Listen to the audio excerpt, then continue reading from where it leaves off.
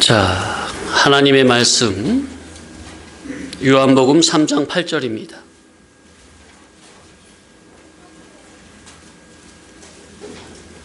다 같이 합독하십니다.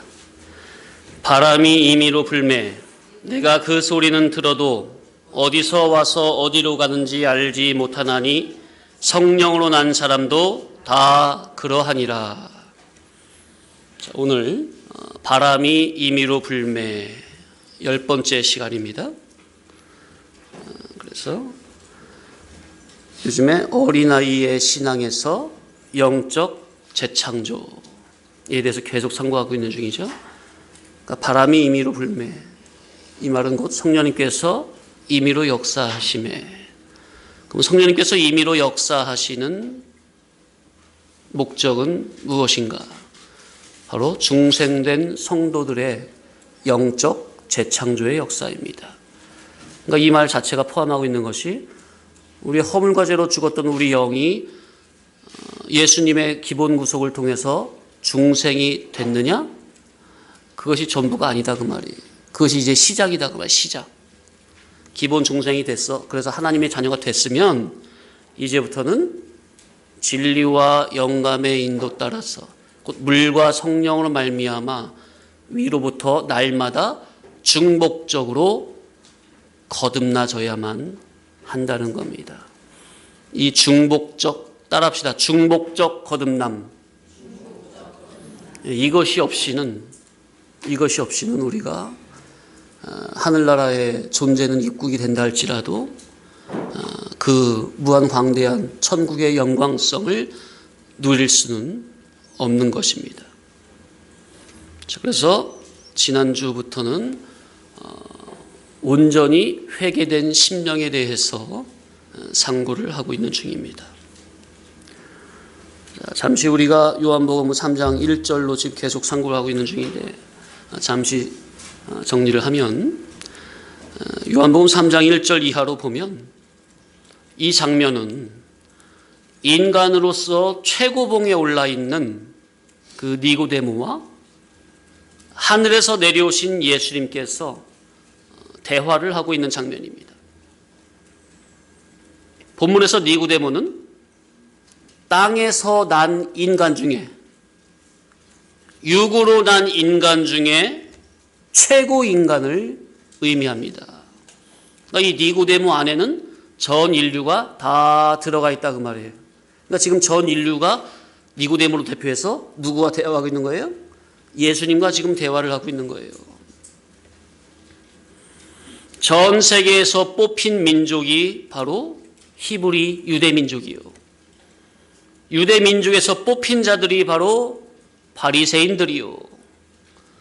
바리새인 중에서 최후로 뽑힌 자요. 엘리트 중에 엘리트가 바로 누구? 니고데모라. 그래서 니고데모는 유대인의 관원, 곧 유대 이스라엘의 정치적 대표, 종교적 대표, 율법의 전문가인 니고데모라. 자, 그런데 인간 중에서는 최고봉의 학문과 신앙으로 자타가 다 알아주는 니고데모라 할지라도 그 신앙의 질은 위로부터 다시 중복적으로 거듭나진 하늘에 속한 신앙이 아닌 땅에 속한, 아래에 속한 신앙으로 니고데모의 신앙의 질은 영원성이 아닌 임시성이요, 신령성의 질이 아닌 물질성적 개념으로 사고를 하여 성경 하나님의 말씀을 대하는 육적 종교인들의 대표다 하는 거죠.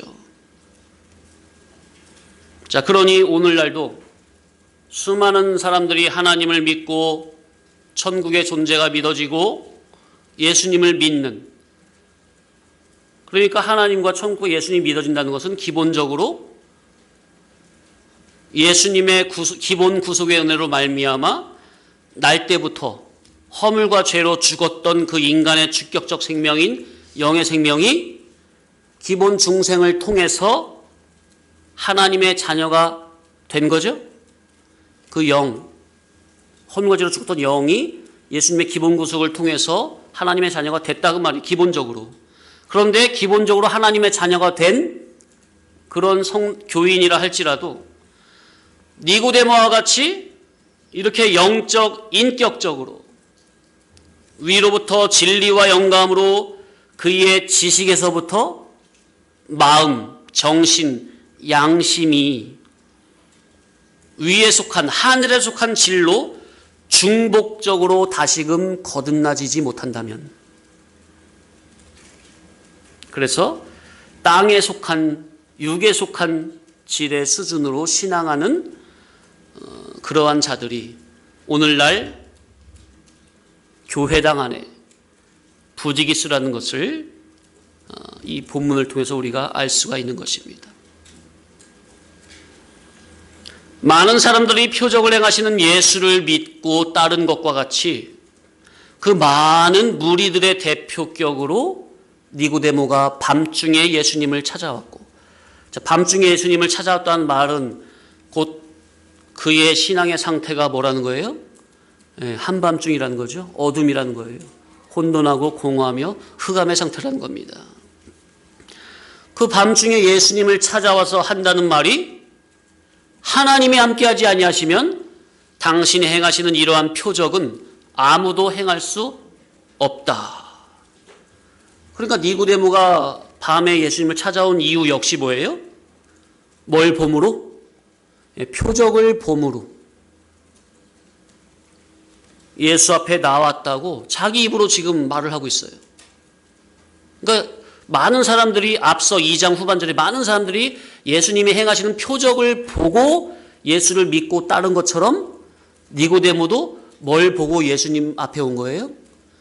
표적을 보고, 육신의 눈으로 보고, 이적 기사 행하시는 것을 보고 예수님을 믿고 따르려고 지금 앞에 온 거예요.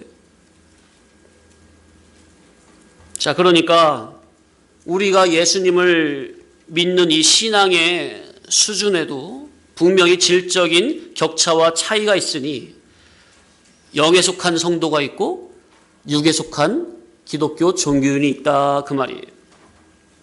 자, 그래서 믿음은 들음에서 나며 들음은 그리스도의 말씀으로 말미암느니라 했으니 우리가 예수를 믿으려면 표적을 보고 이적 기사를 보고 믿어야 되는 거예요? 아니면 진리의 말씀을 듣고 깨달음으로 믿어야 되는 겁니까?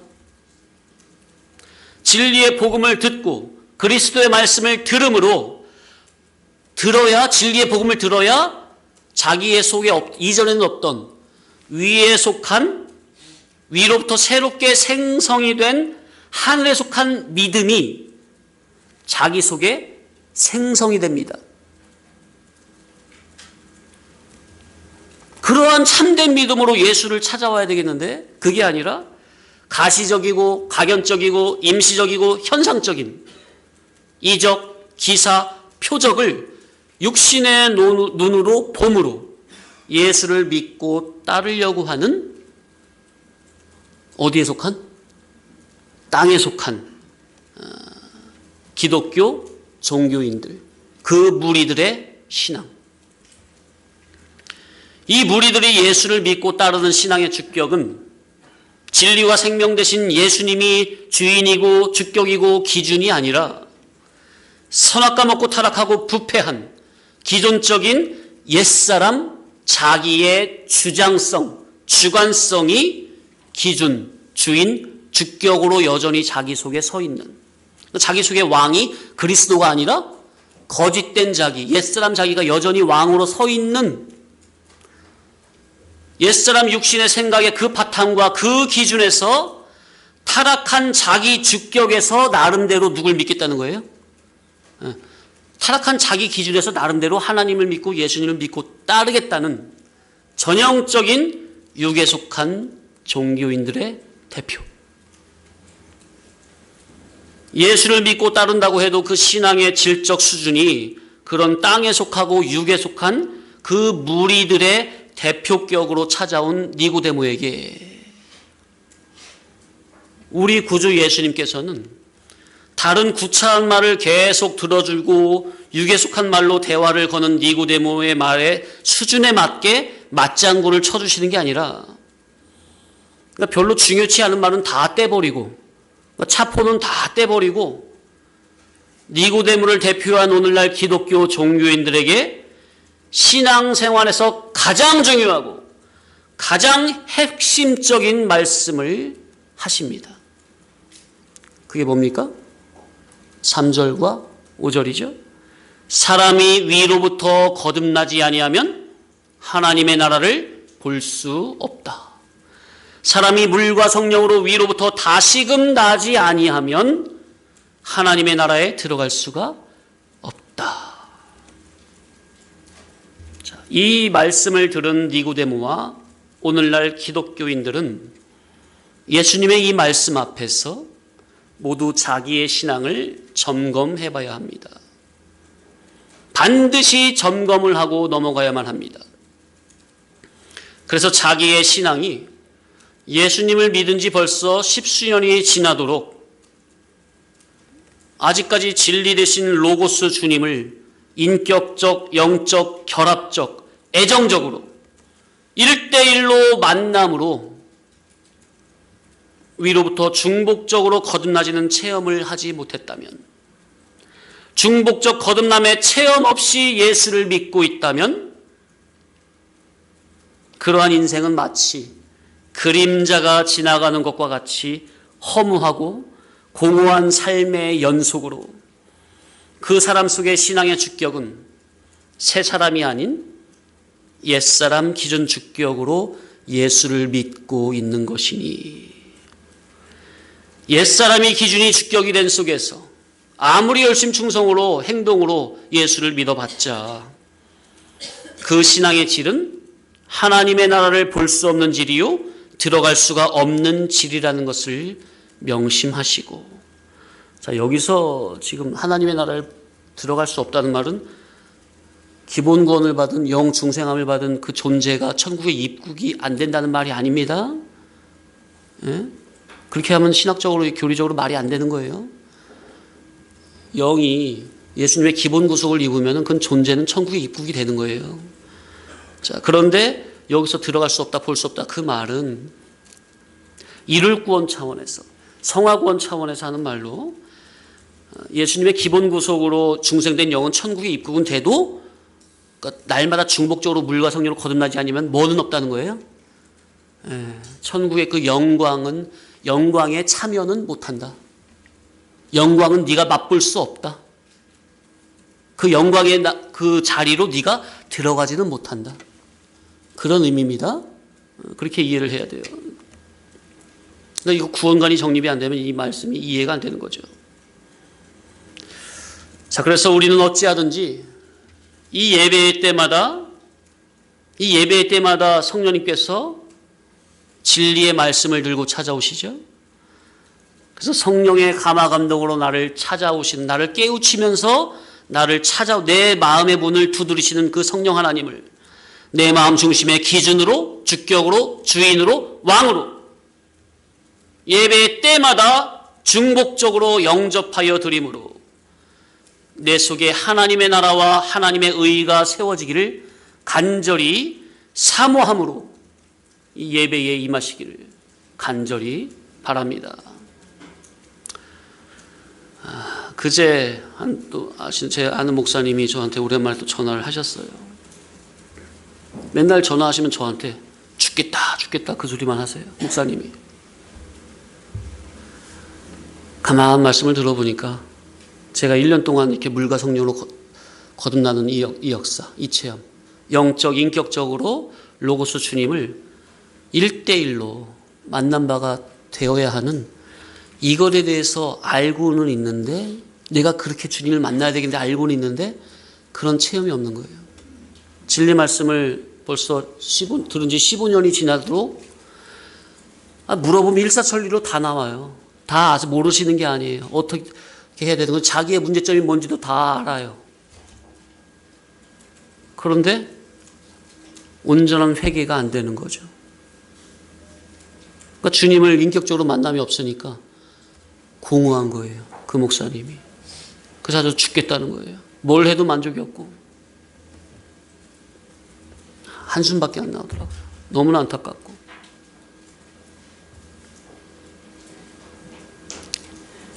성도님들, 이것이 가장 중요한 겁니다. 그래서 성령 하나님께서 우리 성도교회 성도님들에게 이 가장 중요하고 핵심적인 물과 성령으로 중복적으로 내 인격이 거듭나지는, 말씀을 통해서 깨달음으로 거듭나지는 이 역사가 너무도 중요하기 때문에 이렇게 정말 1년 동안 이렇게 이 말씀 본문으로 저에게 먹이시는 줄을 깨달으시고, 이 말씀의 본문이 지나가기 전에, 이 기회가 지나가기 전에 정말 간절히 사모함으로 하나님께 엎드려야 되겠다고 말이에요. 제가 목사님에게 무슨 말씀을 해드립니까? 저보다 10살이나 연배가 높은데 온전히 회개하시고 신랑을 잃어버렸으니까 금식하는 마음으로 목숨을 각오하고 신랑을 찾겠다는 마음으로 하나님께 매달리시라고, 그거밖에 없다고, 온전한 회개와 기도밖에 없다고, 그 말씀만 드리고 통화를 마쳤습니다. 자, 그래서 로고스 말씀이신 인격적인 주님과 인격적으로 결합이 된 자는 자기 속에서 진리가 기준으로 확고하게 딱 서 있는 속에서 그 진리의 말씀이 자기의 마음과 생각을 주장하시니, 그죠? 자기의 마음과 생각을 주장하시니 자연스럽게 그 사람은 경건의 삶에만, 곧 날마다 이루어야 하는 이 이룰 구원 목적에만 온 관심이 가지게 되는 것입니다. 그 경건의 삶에서 그 구원 목적으로만 되어 있는 속에서 경건의 훈련은 자연스럽게 나오는 것입니다. 자, 그러나 진리의 말씀이신 주님을 자기의 인격과 인격적 결합이 안 된 신앙은 여전히 자기 속의 기준 주격 왕은 옛사람 자기로서, 그 옛사람 타락한 부패성한 옛사람 자기가, 기존적인 자기가 하나님의 말씀을 이루어 보겠다고 하는 시기거나, 아니면 하나님의 말씀을 듣는 성도 자기가 아직 말씀과 인격적으로 온전히 결합하지 못한 그 자기의 이성이 주체가 된 속에서 주님의 말씀을 이루어 보려고 힘을 쓰니, 애를 쓰니, 말도 지지리도 안 듣는 자기의 육적 자아, 본성, 육성, 옛사람 부패성을 억지로 억누르면서 진리의 말씀대로 살고자 아등바등하면서 억지로 경건의 훈련을 하려고 하니, 그런 신앙은 참으로 이 진리길, 생명길이 정말로 좁은 길이요, 협착한 길이요, 고난의 길이라고 느껴지게 되는 것입니다. 그러나 이러한 경건의 훈련이라도 하나님의 자녀요 거룩한 성도라면 마땅히 해야만 하는 싸움입니다. 하나님의 말씀을 지키기 힘이 들다고 아예 포기하는 것보다는 자기 스스로를 다그치며 억지로라도 주님의 그 진리길, 생명길을 걸어가려고 애를 쓰는 그것이 우리 아버지께서도 보실 땐 그나마 우리 아무개 성도가 애쓰는구나, 마음이 가는 신앙이다, 그 말이에요.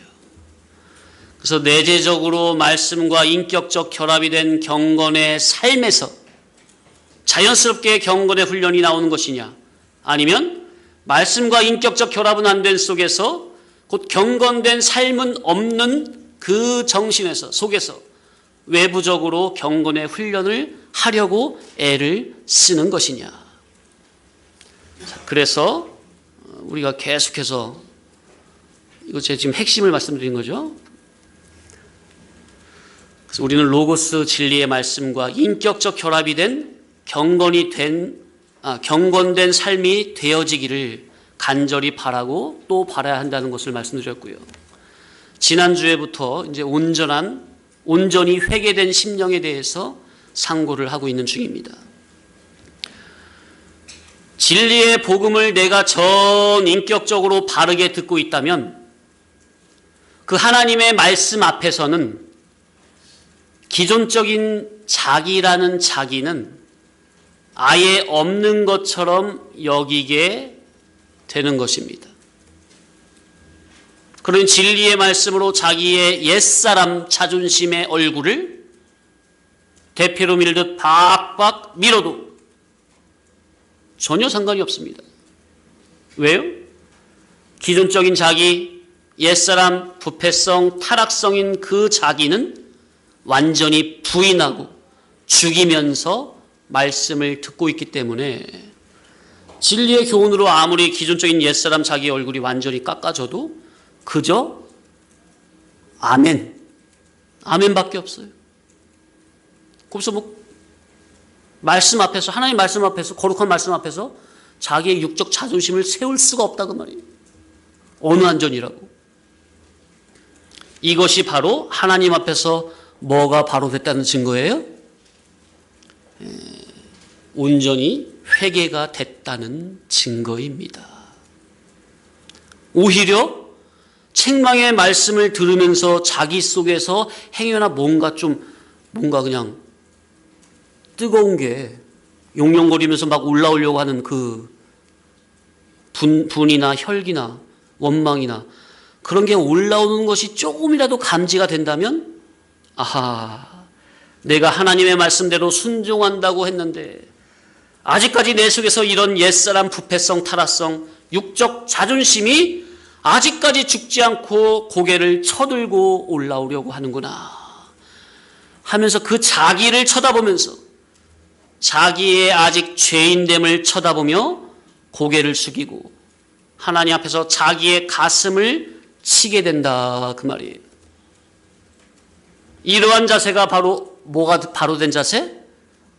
온전히 회개가 된 심령으로 하나님께서 기뻐하시는 참 성도의 자세인 줄 깨달으시기 바랍니다. 죽은 자는 말이 없듯이 죽은 자는 옛사람에 속한 감정도 같이 죽였기 때문에 아무리 진리로 책망을 받아도 얼굴을 붉힐 일이 없는 겁니다. 앞에서 목사님께서 아무리 책망을 해도 옛사람이 죽은 자는 그저 아멘. 제가 왜 이 말씀을 계속 강조할까요? 이게 들을 때는 깨달아지시죠. 들을 땐 깨달아지시죠. 깨달은 지식이 내 인격으로까지 내려오길 원하는 마음으로 계속해서 반복하여 말씀드리는 거예요. 왜냐하면 이 자세, 이 기본 자세가 안 갖춰져 있으면요, 진리 10년, 20년 들어도요, 하루아침에 날아가요. 하루아침에 날아가요.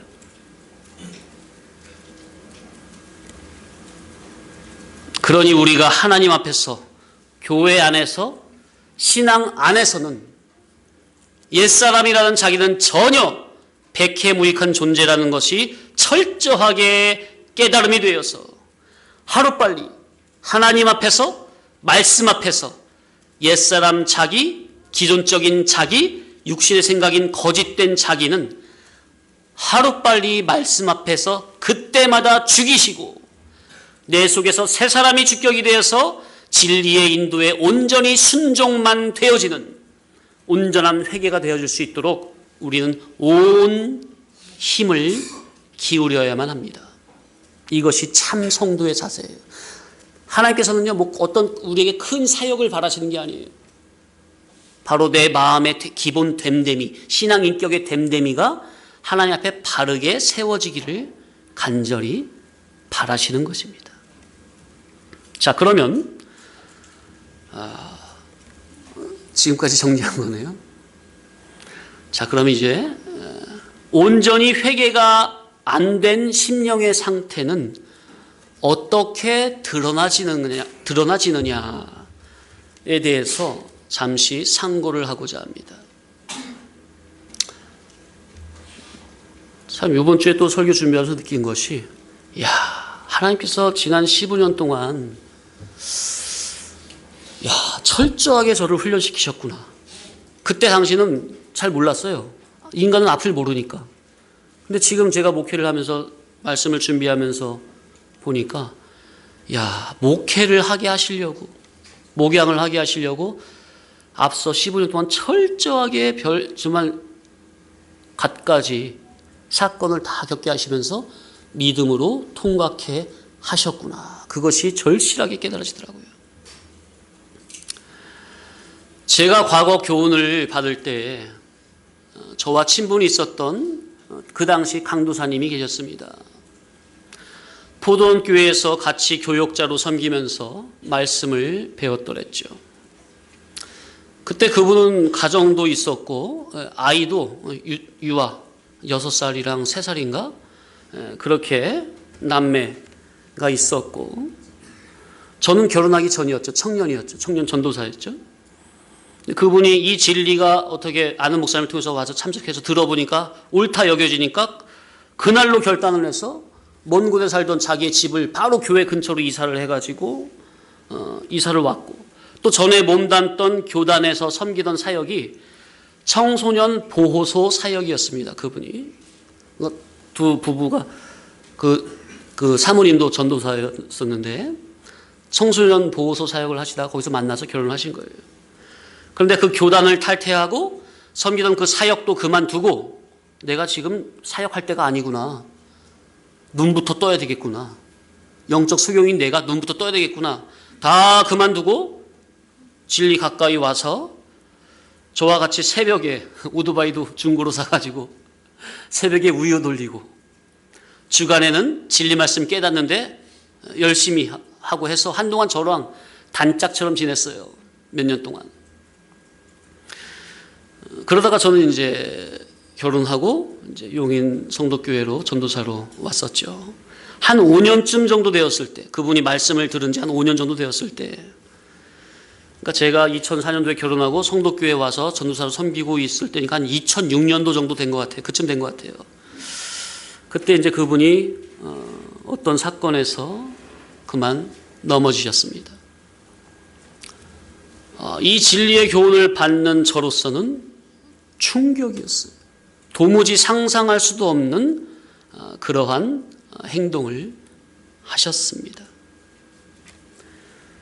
이 진리의 교훈을 듣고 배우고 이제는 오직 진리에 붙잡힌 하나님의 종으로서 교훈을 받으면서 이제는 진리를 위해 살고 진리를 위해 죽자는 식으로 같이 말씀을 듣고 있는 줄 알았던 그분께서 강사 목사님과 주변 문화 목사님들 대부분이 모르게 본인이 기존에 속해 있던 그 탈퇴한 그 교단에 찾아가서 돈 얼마를 쥐어지고 그 교단 목사님들에게 목사 안수를 받고 온 것입니다. 자, 그러니까 진리의 말씀은 이곳에서 배우고 실제적으로 목회라는 사역을 할 수 있는 목사 자격증은 자기가 기존에 속해 있던 곳으로 다시 가서 돈을 쥐어주고 목사 안수를 받아서 왔다는, 저로서는 도무지 상상도 못하는 일이었습니다. 저라고 그런 유혹이 없었겠습니까? 주변 지인들을 통해서 그런 비슷한 유혹이 여러 번 있었습니다. 그런데 제가 생각할 때 그런 것은 제 입장에서는 아예 생각조차 할 수 없는, 그러니까 그렇게 한다는 것 자체가 첫째는 하나님께서 기름 부어 세우신 그 진리의 종의 권위를 우습게 생각하는 것이요. 그러니까 그 말은 무슨 말이야? 곧 하나님의 특별 섭리를 믿지 못하는 결과가 되는 것이요. 그죠? 그 당시 저는 전 세계적으로 이런 말씀은 없다. 이런 종은 없다. 진리의 가치를 그렇게 여기고 정말 목숨을 다해 섬겼으니까요. 그런데 진리의 종 하나님의 참종이 여기 있는데 어디 다른 데 거짓 종 밑에 가서 돈을 얼마 주고서 목사 안수를 해달라고 머리를 내민다? 저로서는 도무지 상상이 안 되는 거였죠. 하나님께서 저를 특별 섭리로 특수훈련을 시키시는데 그 특수훈련을 받기 싫어서 인간 자기가 인본주의적인 방편을 써서 진리 몰래 진리를 등지고 타락한 인간의 잔꾀를 가지고 나름대로 목회를 해보겠다는 발상이죠. 저에게도 몇 번 그런 유혹이 있었지만은 그러나 저에게는 그런 것이 아예 씨알도 안 먹히는 거였죠. 자, 그런데 이게 진리의 정신이, 신앙의 정신이 바르고 굳건하게 세워져 있지 않으면 그만 주변에서 들려오는 여러 말들에 마음이 약해지고 넘어질 수가 있는 것입니다. 자, 누가 가장 목회 후보자 그분을 염려하면서 누가 가장 옆에서 인본주의 사랑으로 말을 하면서 권면을 한다고 하는 걸까요? 자꾸 하늘로 올라가려고 하는 그 강도사님을 자꾸 땅으로 끄집어 내리는 걸까요? 가족이죠. 가족. 제가 가만 생각을 해봤어요. 그분 입장에서. 그분이 그러고 나서 그런 대화는 할 수가 없었으니까 뭐 물어볼 수 없잖아요.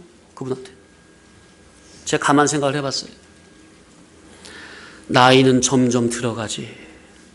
주변의 신학교 동문들은 전부 다 목사 안수 받고 목회를 하고 있는데 나는 언제 목사 안수를 받을지 기약도 없고 언제까지 이렇게 마치 제자들이 모든 것을 다 버리고 다 포기하고 오직 예수만 따라다니면서 훈련을 받듯이 언제까지 이렇게 훈련만 받아야겠는가? 일반적으로는 신학교 신대원 나오고 몇 년 있으면 다 목사 안수 받고 목회를 하는데 나는 이미 그런 과정도 다 마쳤는데 여기 와서 처음부터 다 내려놓고 처음부터 다시 시작을 하라고 하니 또 그러고 있으니 그것도 벌써 5년이나 지났는데 신학교 4년도 아니고 신대원 3년도 아니고 그것도 다 마치고 와서 벌써 5년이나 지났는데 강사 목사님은 목사 안수 줘서 내보낼 생각은 전혀 없는 것 같으니 과연 이 훈련의 끝이 있을까? 내가 여기서 이렇게 계속 진리를 배우다 보면 과연 나도 목회할 날이 올까? 여기서 계속 배우기만 하다가 나이는 점점 들어가고 그나마 있는 이 전세금마저 다 까먹으면 목회는 언제 어떻게 하지? 이런저런 생각이 안 들겠습니까? 그분이 이런 생각을 안 하셨겠습니까? 물론 저는 그런 생각이 안 드는 건데 일반적으로 진리의 정신이 흐릿해지면 이렇게 생각이 되어지는 것이 수순이다 그 말이에요. 물론 그것이 영의 생각은 아니지만 잘못된 거지만 인간적으로 충분히 이해가 간다 그 말이죠. 그분 입장에서. 자, 제가 쉬운 예를 드릴게요. 예수님의 제자로 부름을 받아서 3년 반 동안 부지런히 예수를 죽자사자 따라다니면서 주님으로부터 진리의 복음을 배웠는데 이제 주님에게 말씀을 나도 어느 정도 배워가지고 나도 이제 목회를 할 수 있겠다고 스스로 생각이 되어서 목회를 하고 싶은 마음이 간절한데 그러면 예수님께 목사 안수를 받아야 되겠거든요. 그런데 예수님은 목사 안수를 주실 생각이 있으신 건지 없으신 건지 전혀 언급이 없습니다. 그러나 조금만 더 기다리면 하나하나 과정을 차분하게 다 통과를 하고 하나님의 때가 되면 얼마 지나지 않아서 오순절 마가다락방에서 성령으로 세례를 주신 후에 이제 실전 목회로 내보내실 것이 분명합니까? 그죠? 그러나 자기는 그것이 앞날을 모르는 거죠, 인간은. 그러나 하나님의 때는 분명히 정해져 있습니까? 그런데 그 주님의 뜻을 알 리가 없는 제자가 여기서 예수님께 아무리 말씀 배워봤자 내 목회는 못하겠다. 나도 한번 신나게 목회해보고 싶은데 이렇게 언제까지 여기서 이렇게 말씀만 배우고 있어? 시간은 점점 가고 나도 나이가 더 들기 전에 한번 신나게 목회해보고 싶은데, 그런데 우리 주님은 목사 한 수를 주실 생각이 있으신 건지 없으신 건지, 그렇다고 내가 주님께 주님 저에게 목사 한 수 좀 주시죠, 참 이런 말도 못하겠고 어떻게 해야 되지? 고민하던 중에 그래, 그 방법이 있었지.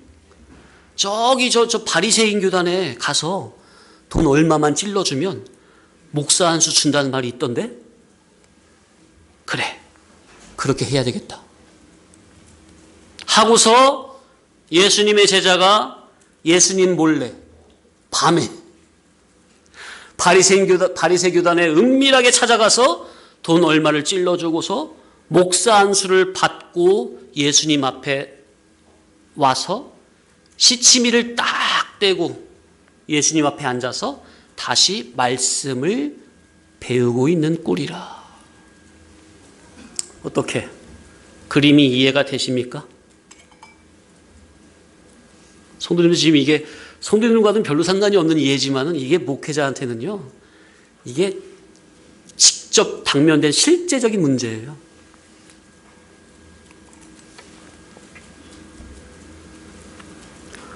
성도님들, 나의 때가 도대체 언제입니까? 요한복음 2장 물이 포도주 변하는 그 사건에서 제가 나의 때, 하나님의 때 제가 교훈을 드린 적이 있었는데, 왜 나의 때를 인간 자기가 정하려고 하죠? 성도님들, 하나님의 때가 곧 나의 때인 줄 믿으시기 바랍니다. 나의 때는 언제라고요? 하나님의 때가 곧 나의 때예요. 하나님의 때를 기다리는 자는 인간 인본주의의 생각으로 섣불리 하나님보다 앞서 나가지 않습니다. 하나님께서 진리의 보호 아래서 인도를 하신다면, 진리의 말씀으로 인도를 하고 지금 인도를 받고 있다면 그 말이에요. 비진리가 아니라, 다른 복음이 아니라, 거짓 복음이 아니라, 세상 복음이 아니라, 다른 예수가 아니라, 다른 영이 아니라 진리 본질의 교훈으로 인도를 받고 있다면 그 앞에서는 그저 순종밖에 없습니다. 그러면 하나님께서 적당한 당신의 때에, 야, 이제 이놈은 목회 내보내도 되겠다, 하나님께서 그런 생각이 드셔서 당신이 보내시면 그때 아멘 하고 순종하면 되는 것입니다. 그런데 그 하나님의 때를 기다리지 못하고 인간 자기가 자기의 때를 자기가 정해서 나간다? 이거는 우리 신앙의 정신이 아닙니다. 믿음의 자세가 아니다 그 말이에요. 믿음이 아니다 그 말이에요. 자, 그런데 얼마 지나지 않아서 그 사실을 알게 된 강사 목사님이, 성도님들, 이 세상에 비밀은 없습니다. 나와 너가 알면 다 아는 거예요. 비밀은 없어요. 몰래 갔다 왔는데 어떻게 알게 됐어요? 그러니 강사 목사님이 얼마나 어이가 없고 황당하고 분하고 답답하셨는지 교훈 시간에 아주 호되게 책망을 하셨어요. 그 당시 교훈의 수위가 평균적으로 강했는데 그때는 정말 불호령이 떨어졌습니다. 자네 얼굴 더 이상 보기 싫으니 이 교훈 끝나자마자 쉬는 시간에 당장 나가라고, 인사할 것도 없다고, 그냥 나가라고, 그런 정신은 도저히 받아줄 수가 없다고. 그래도 안 나가시고 꿋꿋이 말씀을 들으셨습니다. 그러니 이제 교훈 시간이 끝나고 쉬는 시간에 주변에 이제 다른 목사님이 강사 목사님 좀 안 보는 데서 좀 권면의 말도 해준 거죠. 강사 목사님이 저렇게 혼내시는 거는 당연한 거다. 그러니 너무 마음에 서운한 생각하지 말고 그대로 교훈으로 받고 고치고 회개하고 앞으로 열심히 하면 돼. 너무 마음에 담지 마. 이런 식으로 여러 목사님들이 권면을 하신 거죠. 그래서 가시지 않고 계시길래, 그리고 그 다음 주 항상 월요일 날 세미나, 목회자 세미나 시간이니까 그 다음 주 월요일에도 또 그 다음 주에도 오시길래 잘 받으시는 줄 알았죠. 저도 마음에서 제발 이번 사건에서 이 강도사님이 낙동강 오리알 되지 않기를 간절히 바랐죠. 자, 그런데 강사 목사님이 교훈 시간대마다 3주 연속으로 그 넘어진 그 소리를 하시고 또 하시고 아주 마르고 닳도록 1시간 내내 책망이 나가는 겁니다.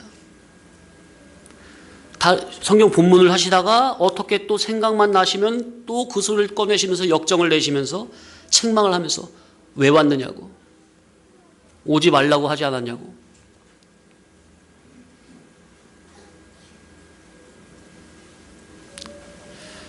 그러니까 전에 회개를 했다고 한 그분이 어떤 반응을 보이시겠습니까? 그분은 딱 3주까지 3번 참석하시고 나가셨습니다. 떨어지셨습니다. 여기서 온전히 회개가 된 건지 아닌지가 드러나는 것입니다. 자, 그러고 나서 연락이 딱 끊겼었는데 나중에 한 그 일이 나가신 다음에 아예 다 연락 두절이에요. 다 끊긴 다음에 1년 만에 저에게 전화가 왔어요. 제가 여기 그때 2006년도에 전도사로 용인에 여기 있을 때인데 전화가 와서 저한테 하시는 말씀이 그때 그런 일이 있어서 그렇게 나가게 되었는데 정말 미안하다.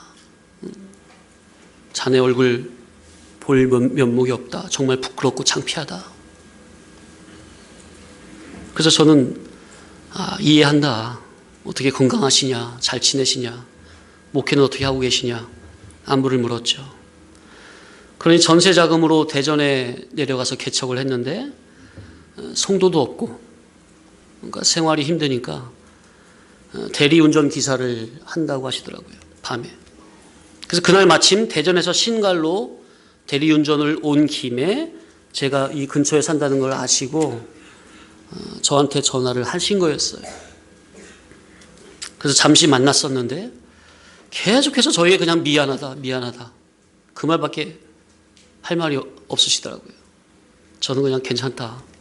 그래도 배운 진리 버리지 말고, 그 정신 버리지 말고, 그래도 진리 말씀을 붙잡으시라고 하면서 택시비 하라고 몇만 원 찔러드렸는데 그 후로 연락이 없습니다.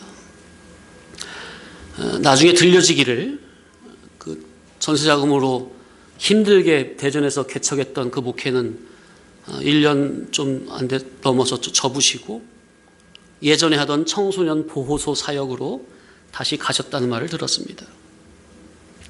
자, 그분이 자기의 잘못을 자기도 아는 거죠. 자, 그런데도 강사 목사님이 계속해서 자기의 얼굴을 진리의 대패로 계속해서 반복적으로 깎으시니 그만 거기서 육적 자존심이 슬며시 올라오는 그것을 죽이지 못하고 그냥 그 길로 나가신 것입니다. 자, 그래서 온전히 회개가 된 심령은 앞에서 교훈이 어떤 말을 해도 그저 옳습니다. 제 잘못입니다. 저는 죽어도 쌉니다. 그때 제가 왜 그랬는지 정말 죽을 죄를 지었습니다. 그런 죄라면 저 스스로라도 진절머리가 납니다. 다시는 그런 죄 짓지 않도록 하겠습니다. 이런 마음의 상태겠죠. 그런데 그때 회개했다고 하기는 했는데 온전히 회개가 안 된 사람은 속에서 어떤 생각이 나오겠습니까? 아이고, 한두 번 하셨으면 됐지 또 저 소리야? 목사님 정말 해도 너무하시네. 아예 나를 잡으려고 작정을 하셨구만. 내가 진리를 박차고 나가야 속이 후련하시려나? 겉으로 말은 안 해도 속으로 이러고 있는 심령의 상태가 얼마든지 있을 수 있거든요. 그런 목사님들이 여럿 계셨는데 보통은 그분만이 아니에요. 여러 분 계셨어요. 그렇게 나가신 분이. 보통은 두세 번까지 참다가 그냥 나가버리세요. 나는 배알도 없는 줄 아나? 진리? 진리가 밥 먹여주냐? 이제 진리라면 아주 질려버린다. 됐어, 다 때려쳐 하면서 그냥 기존에 했던 일반 목회로 전향하여 저 나락으로 떨어져 나간 목사님들을 여러분 봐왔습니다. 자, 그러니 교훈을 전하는 강사 목사님이 앞에서 보면요, 다 보이는 겁니다. 속이 훤히 보여요. 지금 이 책망의 교훈을 들을 때 그저 나 죽었소, 다시는 그런 죄 짓지 않으리라 하면서 그저 아멘으로 달게 받고 있는 상태인지, 아니면은 겉으로는 그냥 잘 듣는 것 같지만 속에서는 옛사람이 팽팽하게 살아서 은근히 반항하고 있는 그 마음의 태도인지 앞에서는 다 보인다 그 말이에요. 그게 안 보이는 게 아니라 다 보여지고 다 그대로 전해져요. 그러니까 강사 목사님이 왜 잘못한 죄를 한두 번 경고하셨으면 됐지, 왜 목사님들의 신앙에 따라서 생각날 때마다 어떤 목사님은 한 달 내내, 어떤 목사님은 두 달, 어떤 목사님은 세 달 내내 한 번 잘못한, 한 번 미끄러진, 한 번 실수한 그것을 계속 꺼내서 왜 말씀을 하시느냐 그 말이에요. 본인 교회 성도들에게는 그렇게 안 하세요. 목사님들이니까 그렇게 하시는 거예요. 목회자 교육이니까 그렇게 하시는 거다 그 말이에요. 성도들한테는 그렇게 안 해요. 저도 4년 있어봤지만 성도들한테는 주일 예배 때도 그렇게 강하게 안 하시더라고요. 부드럽게 하시더라고요. 근데 월요일은 목회자 세미나잖아요. 목회자니까. 왜 계속해서 그렇게 말씀을 하실까요? 왜 그렇게 하시는 것 같아요? 완전히 죽었나 보는 겁니다. 그리고 조금이라도 속에서 뭔가 올라오는, 용용거리고 올라오는 게 있다면 그 자기라는 그 자기, 그 거짓 자기, 옛사람 자기는 온전히, 완전히 죽이라는 겁니다. 조금 자기 속에 발견된 그 책망의 말을 계속 들으면 뭐가 좀 거북하잖아요. 그 거북한 성질, 성격, 성분조차도 다 죽이라는 거예요. 회개하고. 나는 회개했다고 했는데, 회개했다는 말은 곧 그 예전에 나는 어떻게 했다는 말이에요? 죽였다는 말이죠. 그게 회개예요. 나는 그때 완전히 회개하여 죽였다고 했는데 계속해서 앞에서 강사님, 목사님이 자기의 잘못을 말하면서 자기 얼굴을 대패로 팍팍 밀 때 자기 속에서 조금이라도 죽지 않고 살아서 뭔가 마음속에서 꿈틀거리며 용용거리며 올라온 게 있다면 그것은 아직 온전히 회개가 안 된 것이요, 아직 안 죽은 것이니, 아직도 안 죽은 그 자기를 발견하여 말씀 앞에서 꽁 하고 있는 그 못된 성질머리까지 말씀 앞에 낮추고 온전히 완전히 죽이라는 겁니다. 그래서 그렇게 하시는 거라고 생각이 됩니다. 그러니까 뭐냐, 지금 여기 자네가 넘어진 이 사건에서 네 속에 들어있는 그 못된 육적 자존심을 완전히 꺾지 않고 진리 앞에서 온전히 죽이지 않으면 앞으로 진리 목회는 할 수가 없다는 말입니다. 이해되세요? 일반 목회는 할 수 있을지언정 그거 못 죽이면 진리의 종은 안 되고 진리 목회로서 수종은 못 된다는 거예요. 이해가 되십니까, 이 말이? 그러니 목사님이 아예 작정을 하시고 그 속에 있는 것까지 온전히 회개하여 버리라고, 뿌리채 뽑으라고 계속해서 그 말씀을 꺼내시는 거예요. 많은 사람들 앞에서. 육질 그거 죽지 않고는 절대로 진리의 종이 될 수 없다. 그러니 진리의 종으로 온전히 거듭나지 않을 작정이거든. 그냥 적당히 이 진리 들어서 네 목회에 써먹기 위해서 이 교훈을 듣고 있는 시기라면 그런 거짓 종은 필요 없고, 나는 그런 못된 말쟁이, 말 도둑놈은 키울 수가 없으니 온전히 죽고 회개하지 않으려면 아예 이번 기회에 떨어져 나가라는 겁니다. 이해가 되십니까? 이거는 제가 강사 목사님께 여쭤본 게 아니에요. 목사님도 그렇게 하시는 이유에 대해서 말씀하신 적이 없고요. 제가 목회를 하면서 강사 목사님 입장에서 생각을 해보니까 그러한 이유로 그렇게 하신 것 같다, 그 말이에요. 이게 아마 거의 확실할 겁니다. 그래서 이게 성도를 양육하는 것과 주의 종들을 키우는 것과는 훈련의 강도가 다를 수밖에 없죠. 그걸 너무하네 그러면 안 되고 교훈으로, 아멘으로 받아야 한다, 그 말이에요.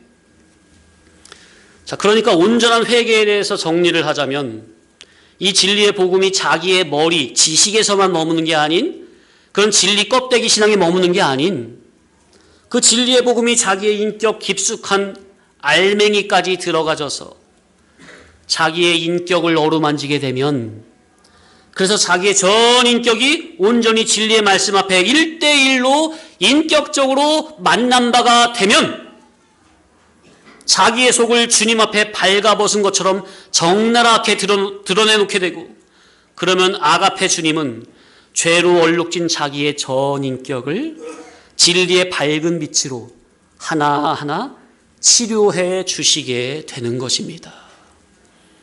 그래서 진리의 주님을 인격적으로 만나게 되면 가장 먼저 그 말씀을 듣는 현재 나의 죄인됨이 적나라하게 발견이 되기 때문에 그 육적인 자, 육적 자존심, 옛사람 부패성은 철저하게 죽이고 부정하고 부인하고 들어갈 수밖에 없다, 그 말이에요. 자동적으로 그렇게 된다, 그 말이에요. 누굴 만나면? 진리의 주님을 인격적으로 만나면. 그러니까 진리의 밝은 빛 대신 우리 주님을 전인격 중심 깊은 곳으로 영접을 하게 되면, 아, 이렇게 하면 안 되지 해서 억지로 하지 말자가 아니라 저절로 주님이 기뻐하시는 삶을 살아질 수밖에 없다, 그 말이에요. 이것이 뭐가 된 심령? 따라합시다. 온전히 회개가 된 심령. 그러니 우리 성도님들도 이제 앞으로도 계속 신앙하시면서 잘못하시면 책망의 교훈이 나갈 때가 있을 거 아니에요, 그죠?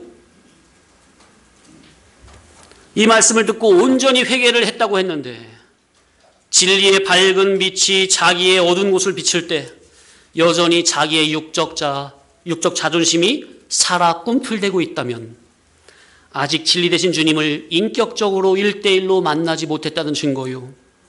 주님을 인격적으로 만나지 못했기 때문에 아직도 육적 자존심이 살아 꿈틀댄다는 것으로 온전한 회개가 아직 안 됐다는 증거입니다.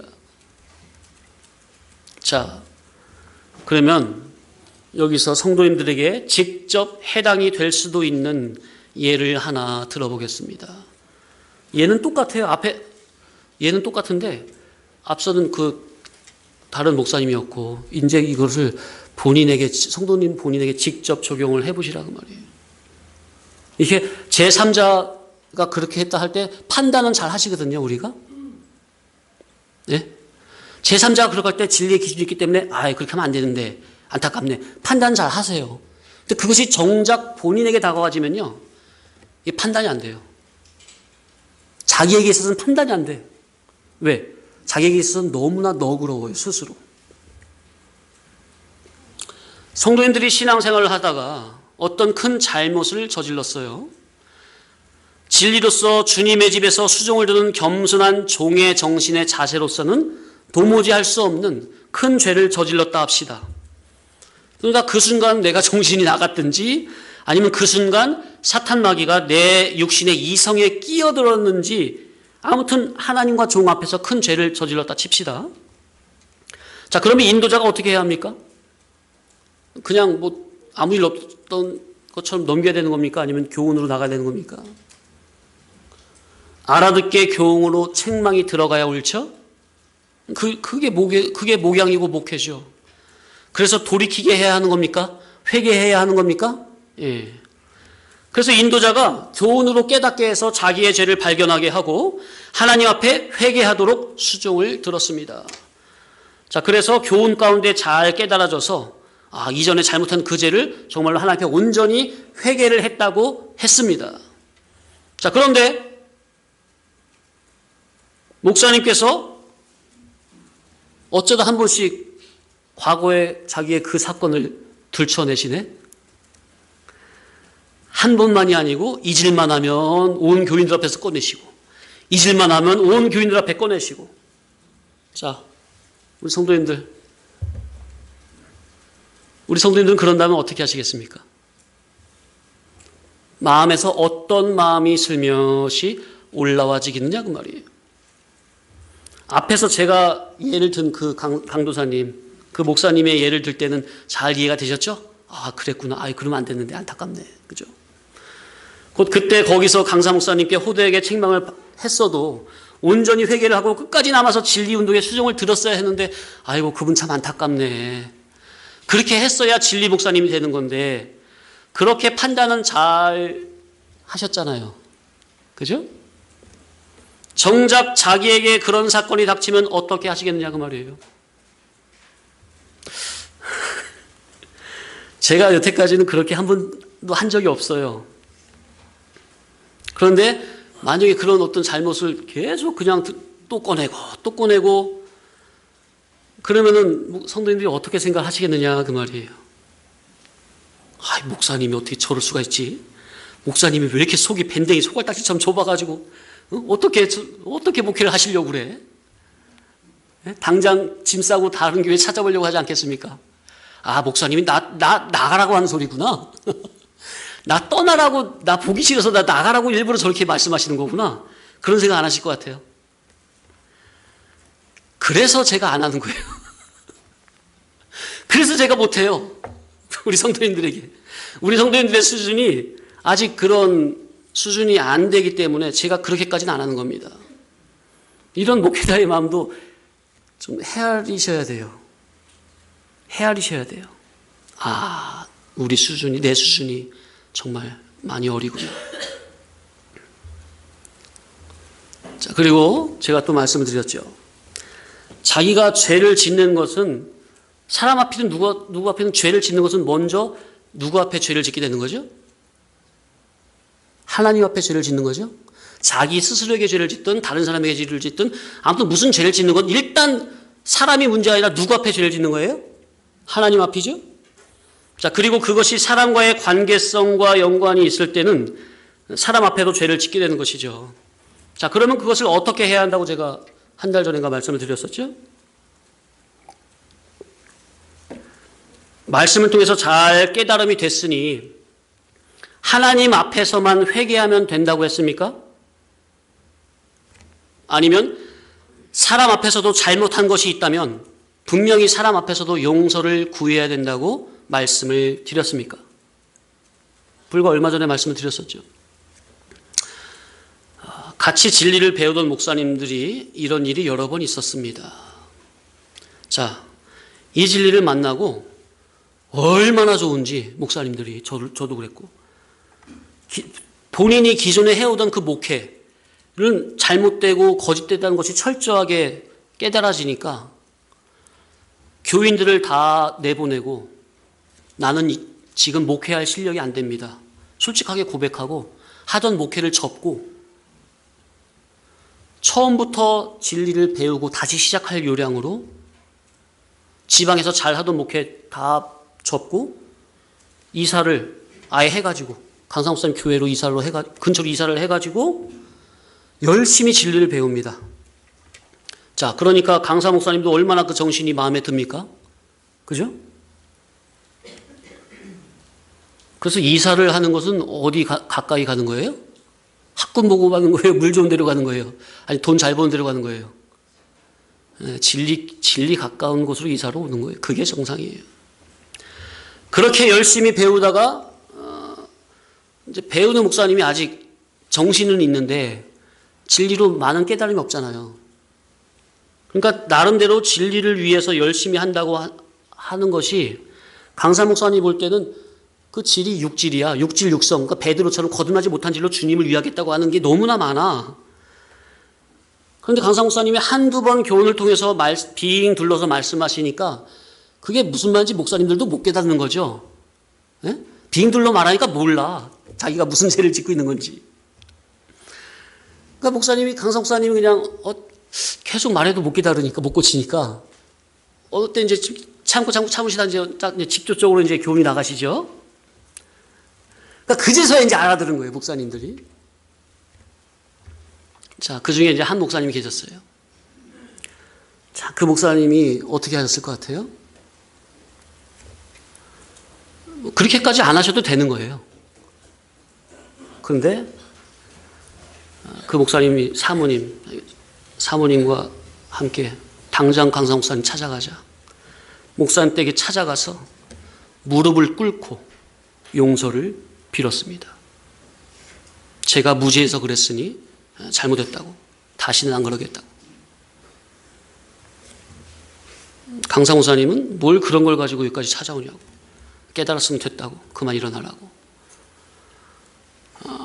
제가 그 소문을 건네 듣고서, 야, 과연 진리의 말씀을 배우는 진리의 종의 자세다. 과연 성도들과는 다르다. 과연 목사님이다. 진리의 종이다. 그 마음의 자세가 옳다 그 말이에요. 지금 그렇게 똑같이 하라는 소리가 아닙니다. 오해하지 마세요. 그러나 그런 마음의 자세가 옳다 그 말이에요. 하나님 앞에서.